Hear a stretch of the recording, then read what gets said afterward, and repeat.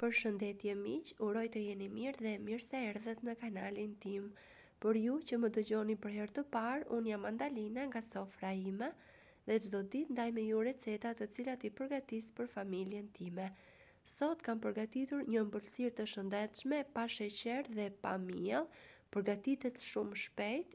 Ju ftoj të ndiqni video në vazhdim dhe jam e bindur që do bëhet e preferuara juaj pasi ta provoni. Fillojmë pa humbur kohë.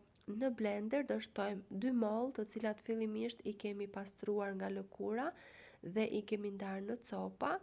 I vendosim ato në blender, do shtojmë një vezë, 2 lugë gjelle kos. Nëse keni kos grek është akoma më mirë, por nëse nuk e keni duhet të zgjidhni kos të trash, 1 lugë çaji kanellë dhe do ta kalojmë pak sekonda në blender. Dua t'ju kujtoj se nëse jeni i ri në kanalin tim, ju ftoj të idhni një sy recetave të mia dhe nëse ato ju pëlqejnë, mos harroni të bëni subscribe dhe të shtypni butonin e ziles, kështu do njoftoheni për çdo recetë të re të postuar.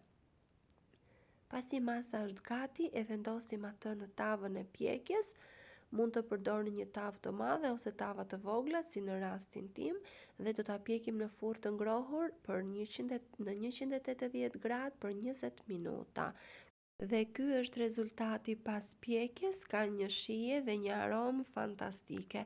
E shoqërojmë me fruta të thata ose fara mix dhe sigurisht mjaltë të mirë nëse keni dëshirë për ta bërë atë pak edhe më të ëmbël, edhe pse mollët janë mjaft të ëmbla, por me mjaltë shijon më shumë, kështu e shoqëruam ne.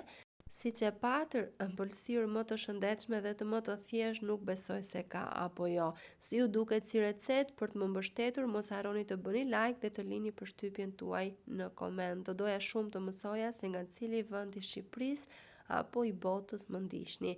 Ju falenderoj për vëmendjen tuaj, dëgjohemi në recetën e radhës.